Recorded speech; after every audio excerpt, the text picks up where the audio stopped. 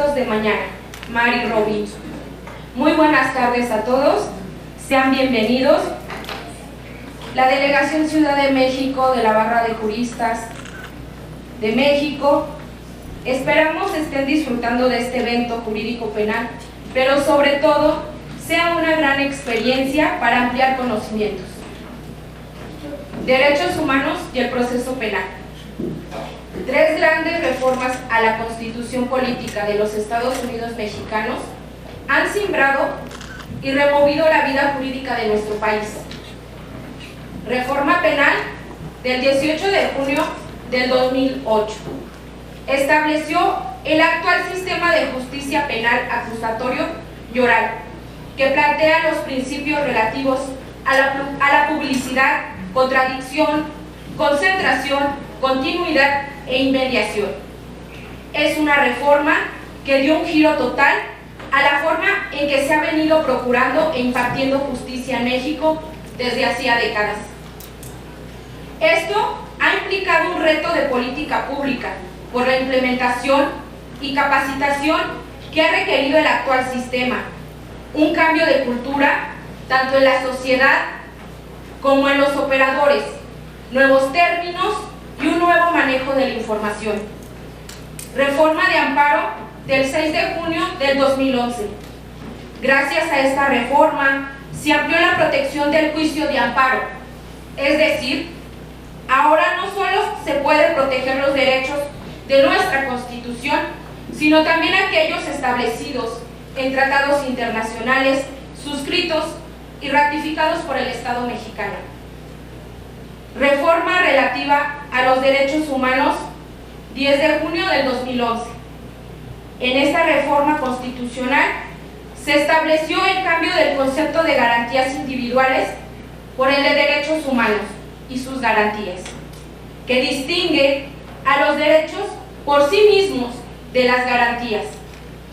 En materia penal, se salvaguardan y protegen dentro del orden jurídico nacional por nuestra Constitución, los tratados internacionales y las leyes secundarias, con la finalidad de que la interpretación favorezca a las personas con la protección más amplia, aplicando lo que se conoce como el principio pro persona. México ha ratificado más de 200 tratados internacionales en materia de derechos humanos. De esta manera, se amplía de manera importante el número de instrumentos a que se debe recurrir a fin de determinar el contenido exigible de cada derecho humano y el estándar aplicable a cada caso. Para mí es un honor y un gusto presentar a nuestro siguiente ponente, el licenciado José Jorge Sánchez Illán. Él es egresado de la Facultad de Derecho de la Universidad Nacional Autónoma de México, con diplomados en Juicio de Amparo 2022, impartido por la Suprema Corte de Justicia de la Nación, Derecho del Trabajo, impartido por la Universidad Tecnológica de México, actualización en Derecho Procesal Penal y Procesal Civil, impartido por Universidad Nacional Autónoma de México. En el área de la docencia, es instructor en la División de Posgrados, Vinculación y Educación Continua del Tecnológico de Monterrey, Campus Toluca, en el Diplomado Dirección Administrativa y Recursos Humanos, Adquisiciones, Arrendamientos y Servicios, para integrantes de los ayuntamientos del Estado de México. Sinodal en el concurso de oposición para el ingreso al servicio profesional de carrera y en el examen oral y público a las y los agentes del Ministerio Público de la Federación, de la Procuraduría General de la República. Profesor en las asignaturas de Garantías Constitucionales y Delitos Comunes. Colegio de Policía del Distrito Federal, ahora Ciudad de México. Experiencia laboral, asesor jurídico en la Subprocuraduría especializada en investigación de delitos federales y subdirector en la Unidad de Supervisión de la Oficialía Mayor de la Procuraduría General de la República, asesor jurídico en la Administración Federal de Servicios Educativos en el Distrito Federal de la Secretaría de Educación Pública. Ahora es director corporativo de Corporativo Jurídico Andrade y Asociados, conductor del programa Acción u Omisión Penal al lado del doctor Andrade, que se transmite por las redes sociales de Radio Yus todos los jueves quincenal. Y no es comercial, cedo los micrófonos al licenciado José Jorge. Muchas gracias.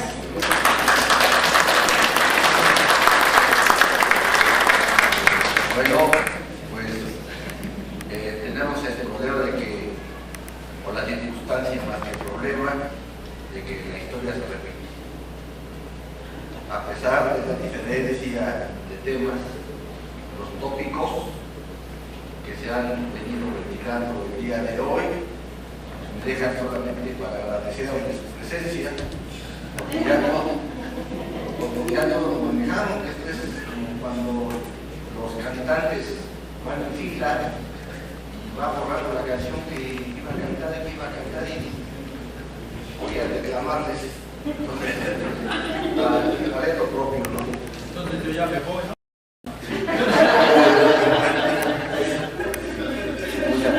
Muchas gracias a todos ustedes.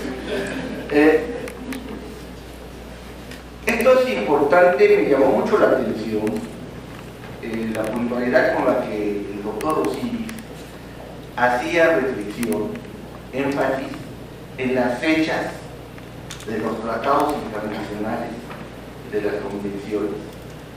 Me llama también la atención lo que muy bien, el maestro Eder lo refería hoy sobre la participación, no tanto de estos organismos internacionales, sino de la fuerza de los estados internacionales a través de tratados como el de libre comercio, ahora el de México. Pero sí quisiera hacer ya la reflexión con respecto a los sistemas de protección de derechos humanos. Ustedes lo saben, es repaso. Existe el sistema universal a cargo de la ONU, existen los sistemas regionales y hasta la fecha hay 3 sistemas de protección de los derechos humanos, que es el africano, el europeo y el interamericano. Nosotros pertenecemos al sistema interamericano de derechos humanos. Este sistema interamericano, a su vez, como organismos principales, tiene la Comisión Interamericana de Derechos Humanos y la Corte Interamericana de Derechos Humanos.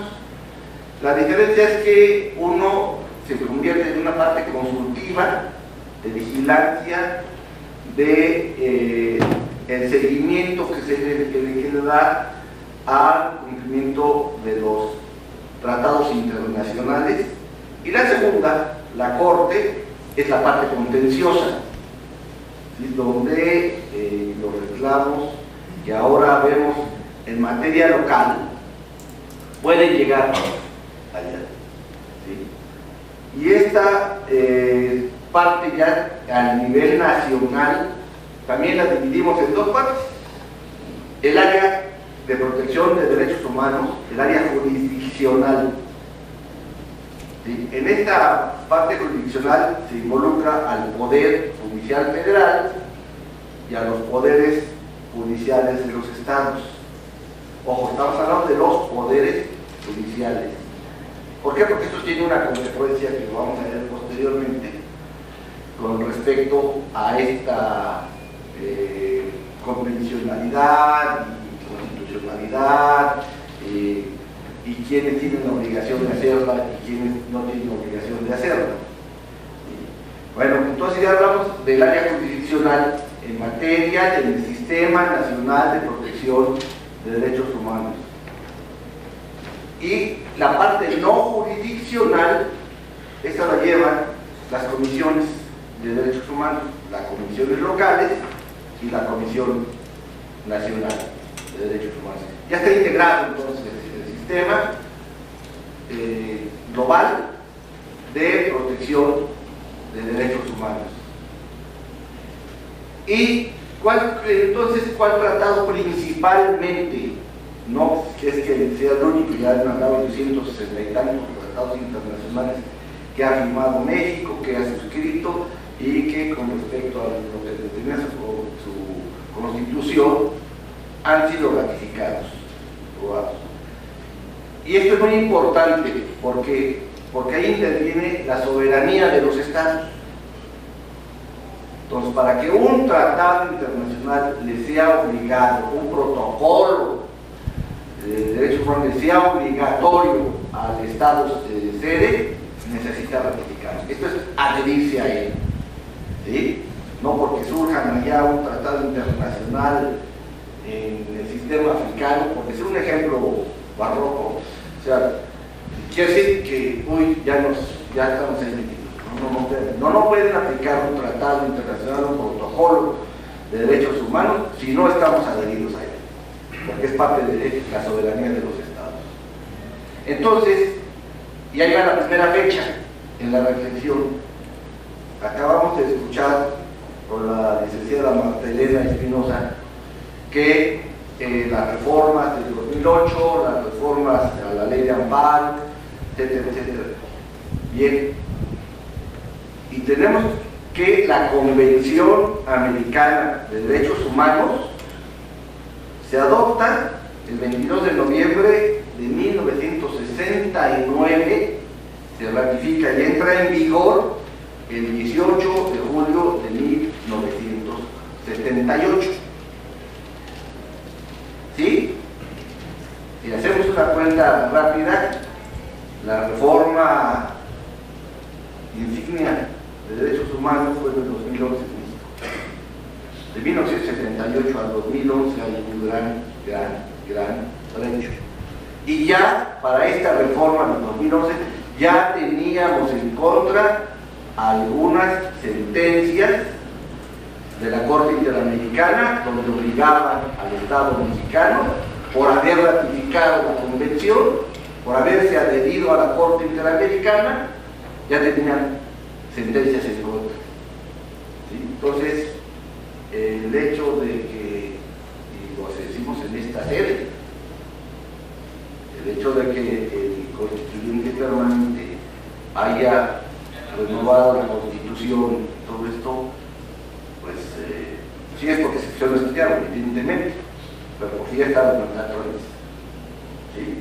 Y entonces esta convención nacional americana sobre los derechos humanos fija para los adheridos, ¿sí?, obligaciones que ahora ya se nos hacen cosa de lo común, y como que los estados de la Convención se comprometen a respetar los derechos y libertades reconocidos en ella y a garantizar su libre y pleno ejercicio. ¿Sí? Y ahí tenemos que ver de qué se trata esto de las libertades, de los derechos humanos, que son los que gozamos, y por gozarlos todos los días quizás perdemos profundidad, por lo menos la profundidad argumentativa en ellos, ¿no? Y tenemos el derecho a la vida, el derecho a la integridad personal, ya hablamos de la libertad personal, y las garantías judiciales, así que están plasmadas en el artículo 8 de esta Convención sobre Derechos Humanos. ¿Sí? Y entonces el avance decisivo, que se da el 10 de julio de 2011, reconoce desde ese año el carácter de ley suprema de los tratados internacionales, como se ve desde entonces en el 133. ¿Sí? Y ahí se crea un parámetro constitucional de los derechos humanos. Ya no preguntamos, oiga, ¿cuáles valen más, los de los tratados o los que dice la nación? No, es un solo bloque. No hay que primero es uno que después los otros.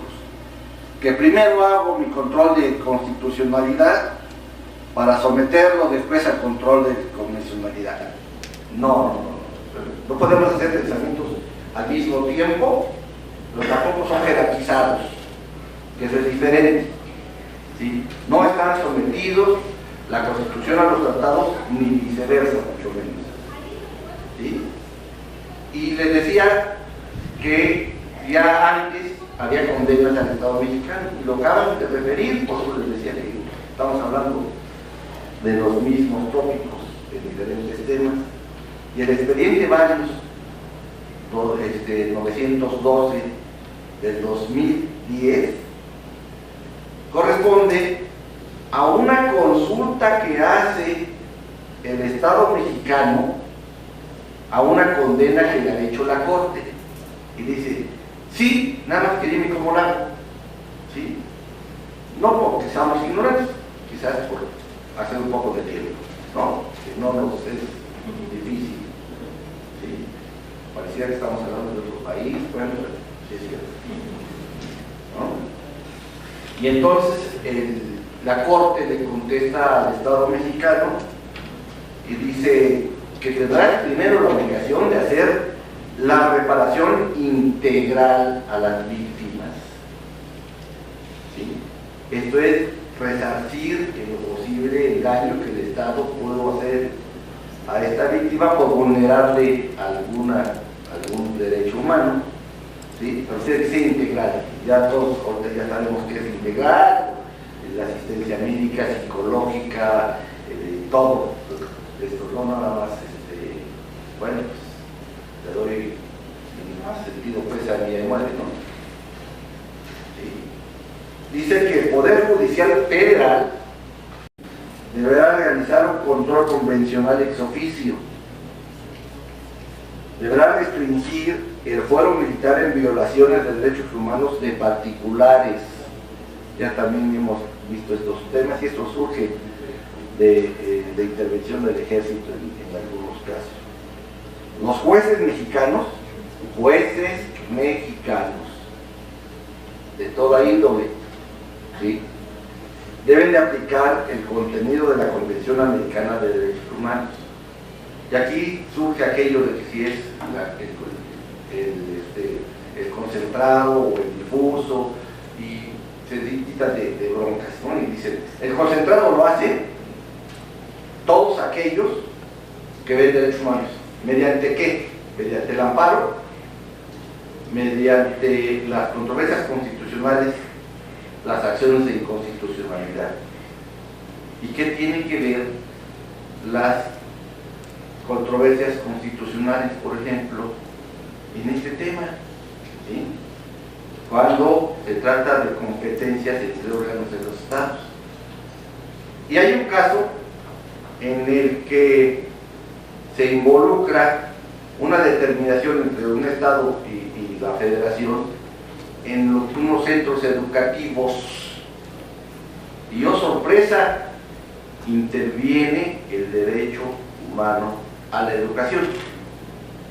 Así es de que por aquellos que dicen, es que si son los derechos, el tratado debe de decir la palabra derechos humanos, no. La sentencia debe decir, los derechos, no. Si están involucrados, es labor de todos los que estamos con la profesión de licenciados en Derecho, de peritos en la materia, de deducir en esta acción el derecho humano. ¿Sí? Le decía en este caso que tiene que ver que si lo hizo la federación, que si esto corresponde al Estado, esta escuela, pero que el derecho humano a la educación no me lo deja. ¿Vale? Entonces se crea el nuevo parámetro de regularidad constitucional que implica esta validez de todas las normas y actos jurídicos que deben de analizarse, estudiarse, interpretarse, y esto es parte de lo que hicieron ahora, la interpretación que se hace de los derechos humanos, ya lo veremos ahorita más al rato con este test o sistema de análisis de proporcionalidad, ¿sí? Perdón, a la luz de los derechos humanos. ¿Qué hace el sistema judicial mexicano? Que intervienen los sistemas no jurisdiccionales con la fuerza que pueden tener de acuerdo a sus recomendaciones, que no sentencias, ¿sí? Y en su caso, la Corte Interamericana de Derechos Humanos. Ya no terminan los asuntos en el amparo, ya no terminan los asuntos en la revisión, ¿sí? Ojo. También está el área internacional, que es la Corte Interamericana, y no por esto los puritanos pueden decir que hemos cedido hemos cedido nuestra soberanía. No, ¿sí? Bueno, entonces, con todo este marco, sí ya vienen entonces las reformas en el artículo primero constitucional y se crean los derechos humanos que se llaman de categoría sospechosa, ¿sí? Estos derechos humanos de categoría sospechosa son porque están en el artículo primero constitucional y se refieren al género, a la distinción por la actividad religiosa, ¿sí? También por la situación étnica, y por eso se habla del derecho de libertad y discriminación, ¿sí? Y cuando hablamos, por ejemplo, de la libertad o de la igualdad, de la igualdad judicial, ¿sí? Ante la ley, quizás estemos hablando de la igualdad aristotélica, que es tratar igual a los iguales y desigual a los desiguales. En nuestro derecho, ¿qué quiere decir esto? Espérame tantito, no puedes igual tratar a un hombre y a una mujer solo por serlo, ¿sí? Porque no hay igualdad. El Estado tiene que tomar acciones para hacerlos iguales en el aspecto judicial, ¿sí?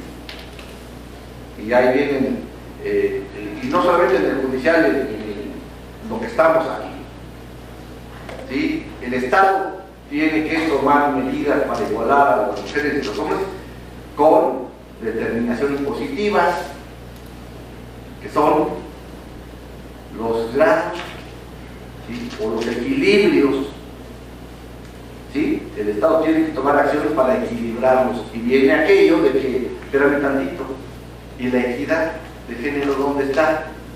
En la conformación de tus cuerpos colegiados y tus cuerpos directivos, etc. Igual, ¿sí?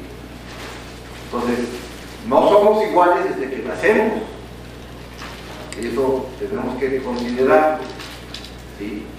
El derecho humano no es aquel solamente que nos es connatural. Y hablan de los principios de universalidad, integridad, de todo esto, incluso lo que decía el maestro Eder, de esta progresividad, ¿sí? Y esto es los derechos humanos que ya están constituidos y conceptualizados, que ya están interpretados por los órganos que interpretan, ¿sí? No pueden irse para atrás, ¿sí? Lo que decía el doctor Silvia era un ejemplo para que viéramos que no podemos ir para atrás, no podemos ir sin retroceso. Y de ahí viene el principio de igualdad y no discriminación, donde dice que si, y volvemos a lo de hace ratito, que todas las personas que intervengan en el procedimiento penal recibirán el mismo trato y tendrán las mismas oportunidades para sostener la acusación o defensa, ¿sí? No se emitirá discriminación. Pero la ley tiene que cuidar el grupo vulnerable de las mujeres. El principio de la dignidad humana, que también refería el maestro Eder, dice que todos los intervinientes en el proceso penal deberán ser tratados como seres humanos y no objetos, ya lo decía. O sea, esta es la dignidad humana, no está inscrito como un derecho humano específico, derecho fundamental, ¿sí?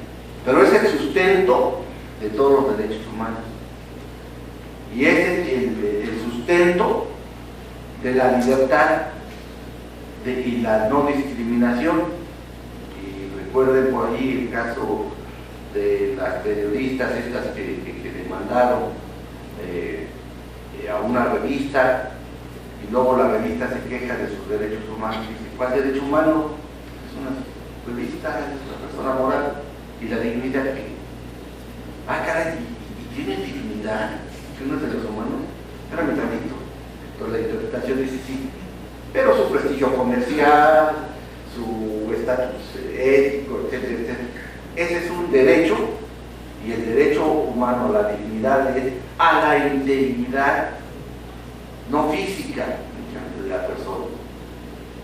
Lo que la persona per se significa para con el contexto de los demás, ¿sí? Entonces, es también muy importante hacer esas precisiones. ¿Por qué? Porque al momento de alegar, ya como abogados, nos es fácil decir, y en un agravio ha violado el artículo 14 y 16 constitucional, ¿sí? De acuerdo con la garantía de audiencia, de seguridad jurídica, y entonces el juez te dice, ¿a qué te refieres? ¿Por qué? Porque estos artículos no tienen un solo párrafo. Sin embargo, ¿a qué circunstancias te refieres? ¿Y cómo adecuas esa circunstancia? ¿Cómo adecuas el tipo, por ejemplo, en materia penal, al caso concreto? ¿Sí? Por eso ahora se les dice que tienen que fundar, ¿sí? Es decir, el artículo, la fracción, la motivar y buscar la adecuación jurídica con respecto al caso. Tenemos que pensar que esta adecuación jurídica, cuando analicemos todas nuestras cosas, ya sea como ministerios públicos en su ramo, ya sea como defensores, ya sea como asesores jurídicos, hagamos esto que se ha estado hablando durante toda la mañana, ¿sí? Es este test de proporcionalidad, que no tenemos que hacerlo y los ministerios públicos no tienen el control de la convencionalidad, porque son autoridades administrativas y las autoridades administrativas cumplen y ejecutan la ley. ¿Sí? Los órganos que interpretan la ley es el Poder Judicial. Esto no quiere decir que no en su ejercicio, lo que escucharon ayer en esta materia penal de la elaboración de la teoría del caso, de la teoría del delito, no hagan análisis con respecto de cómo va a ser analizado el asunto cuando llegue ante la autoridad judicial, ¿sí? Entonces, de repente no decimos, es que este arbitrario, pues, vio desde otro punto de vista, ¿no? Debiste haberlo visto tú también, ¿sí? Aplicar este test de proporcionalidad. ¿Por qué? Porque sabes que así es la metodología de interpretación de los órganos jurisdiccionales. Si tu asunto va a terminar en un órgano jurisdiccional, bueno sería que estuvieras viendo las cosas con esta metodología que es oportuna, ¿sí? Ya no basta ahora que presentemos la denuncia penal y le digamos, ya cumplí con aquello de que decían, tú dame los hechos y yo te doy el derecho. Ya no. ¿Sí? El planteamiento es, hay que tomar mi teoría del caso, ¿sí? Y a ti, agente del Ministerio Público, te pido con este formato que realices estas acciones. Y los asesores que no nada más tienen la obligación de asesorar con respecto a los pasos dentro de la investigación inicial, la complementaria, etcétera, etcétera, etcétera. Y también no tienen nada más la obligación de ver por ellos, sino ver que se les proporcionen a su víctima todos los demás derechos que tienen, incluido a sus familiares. ¿Sí? Tienen también la obligación de ver cómo se lo van a cuidar. Y entonces ahí lo hacemos con respecto a qué? Con respecto a los principios, el de libertad, el de imparcialidad, el de legalidad, el de igualdad entre las partes, el de juicio previo y debido, y esta, la legítima defensa, ¿no?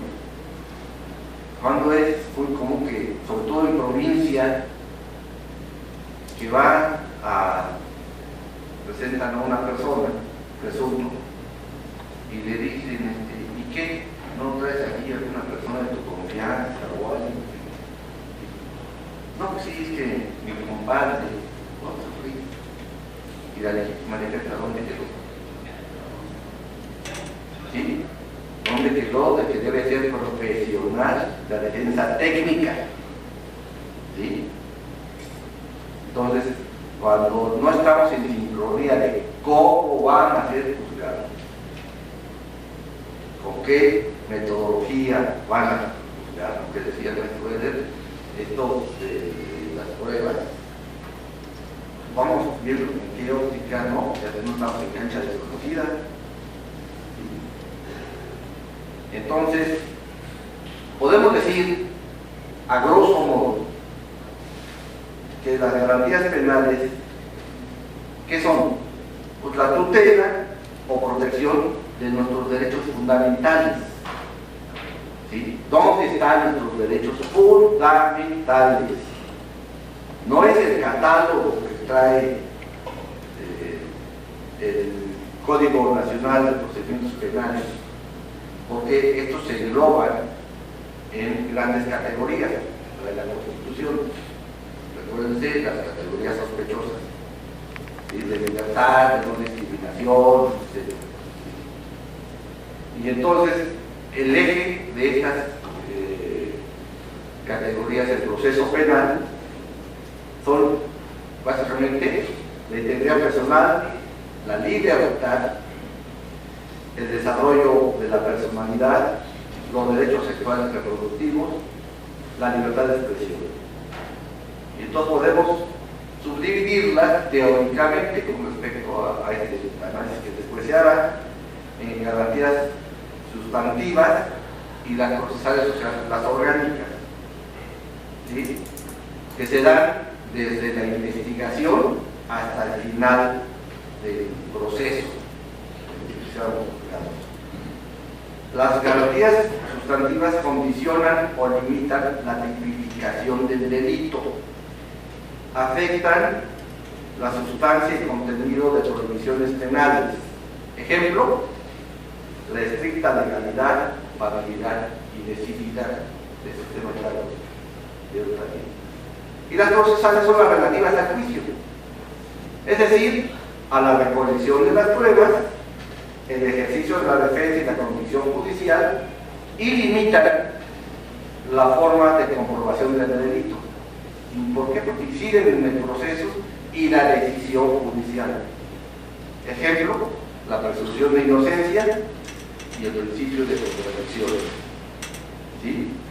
Y entonces tenemos como garantías procesales, como los principios de legalidad, la proporcionalidad de las penas, los derechos fundamentales frente al ius puniendi, la última ratio, y la prohibición de la doble punición y otros principios implícitos.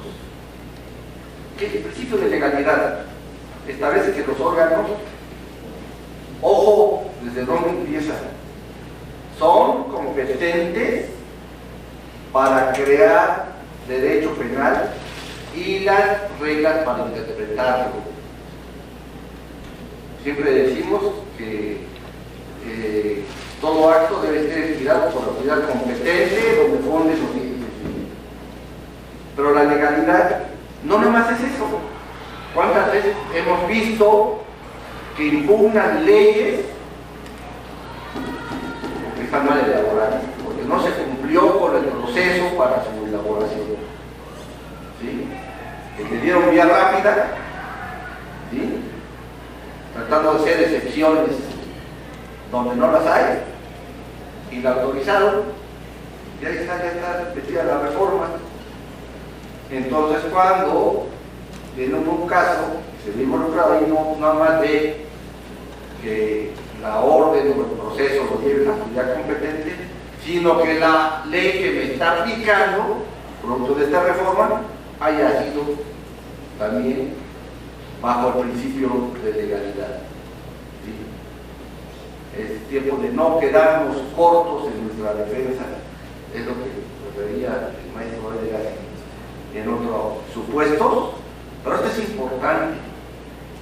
¿Qué vamos a hacer ante este nuevo derecho, dice el maestro Andrade, este nuevo derecho, esta nueva forma de aplicar, de interpretar el derecho, de hacerlo real?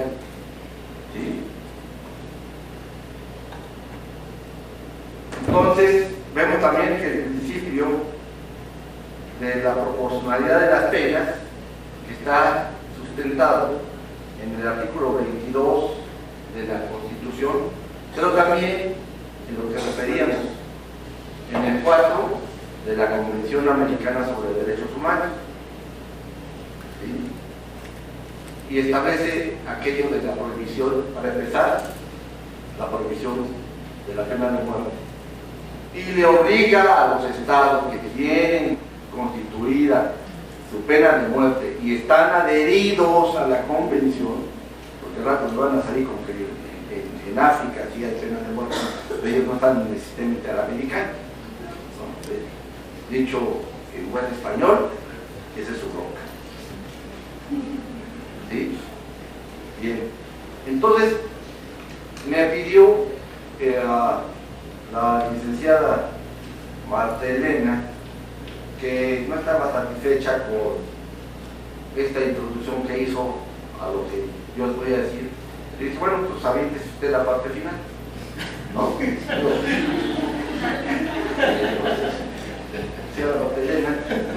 Yo nada más después terminaría diciendo que esto que le estoy refiriendo, a diferencia del maestro, está basado en los programas, los cursos, los diplomados que da la Casa de Cultura Jurídica de la Suprema Corte de Justicia de la Nación, ¿sí? Y esto es producto autodidacta del maestro Alonso Lara Bravo, que es miembro de esta casa. La sugerencia es, métanse a estas cosas, veamos ya el derecho desde otra perspectiva y sigamos adelante. Es importante lo que hicieron ayer. Todo esto requiere de capacitación, capacitemos, ¿sí? Y al último le diré un pensamiento con respecto a este tema. Muchas gracias, Lili. Pues igual ya tocaron puntos muy importantes los demás ponentes. Ayer hablaban de los monstruos del derecho penal, y si también ahorita no se diga, ¿verdad? Yo quiero hablar un poco del pasado de un país muy, muy lejano, porque no pasó en México, donde se daban las detenciones ilegales, ¿no? iban, y le daban en aquel tiempo a los judiciales, hoy ministeriales, una lana, ¿no? Voy a hablar en términos coloquiales, una lana. ¿Sabes qué? Me cae mal X. Dale una levantadita, ¿no? Pero no se quedaba nada más en la calentadita. Venían los tehuacanazos, el típico tehuacanazo, la calentadita, ya sabemos a qué a qué se refería, ¿no? Si bien le iba, porque para que no quedaran golpes, bueno, eso me lo platicaron, me lo platicaron, les mojaban con una jerga y les daban, y entonces, ¿ven la importancia de ahorita de los derechos humanos? ¿Qué hubiera pasado si en ese país hace bastante tiempo se defendieran como ahora los derechos humanos? ¿Cuántas personas no estarían en la cárcel? Hablamos de la prisión preventiva oficiosa. Antes era, primero lo culpamos y después averiguamos, ¿cierto?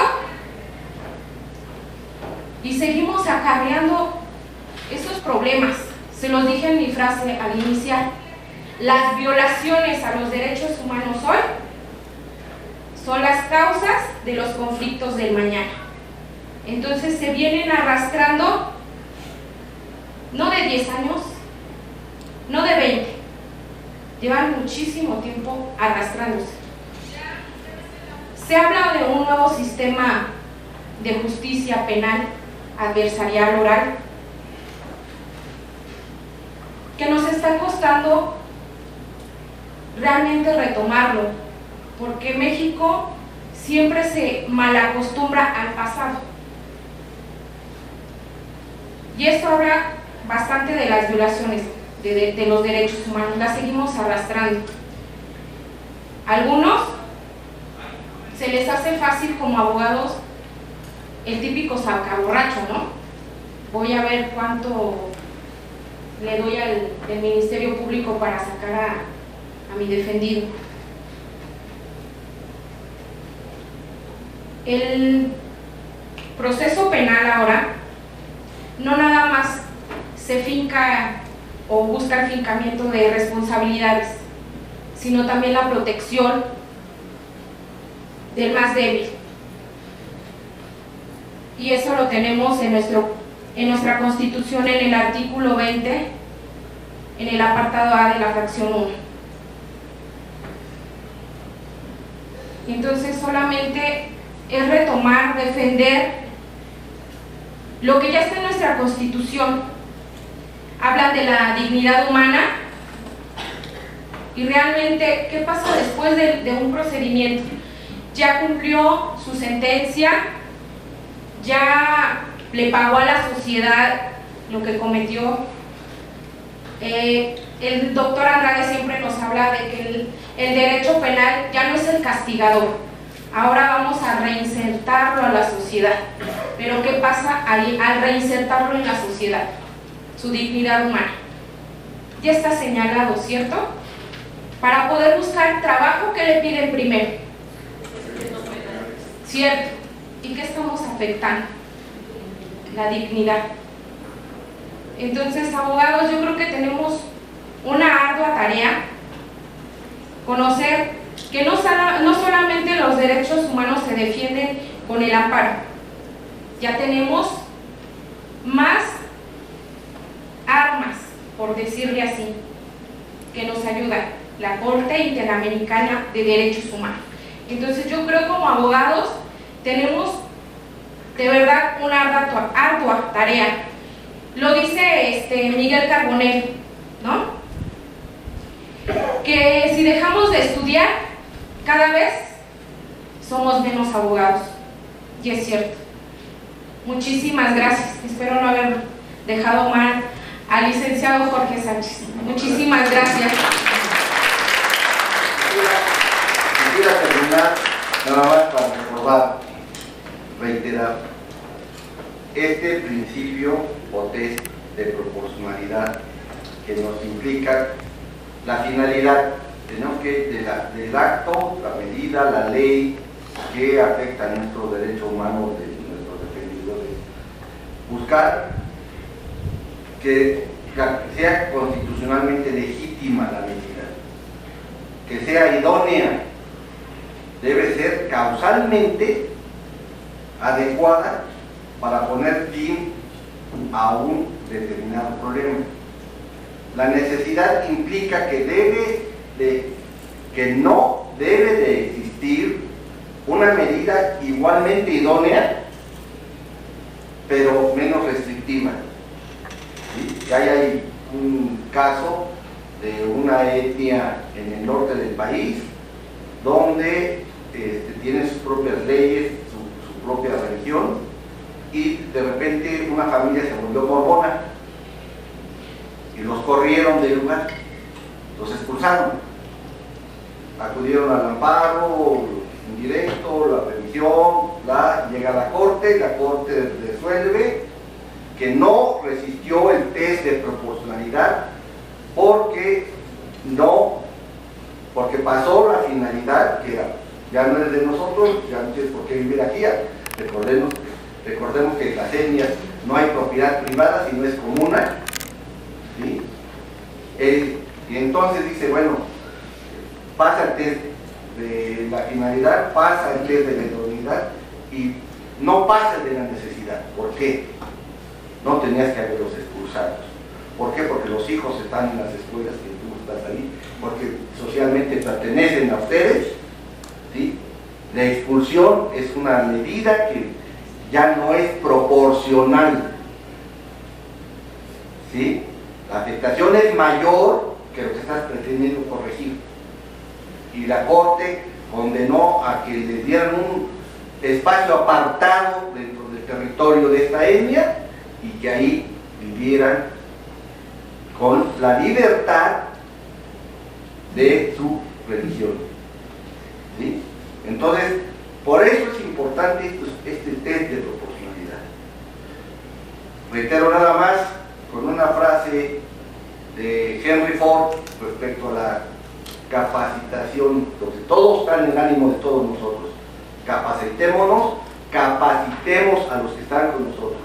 Porque Henry Ford decía, no hay nada más trágico que hay algo más trágico que capacitar a nuestra gente y que se vayan. Lo más trágico es no capacitarlos y que se queden. ¿Sí? Gracias.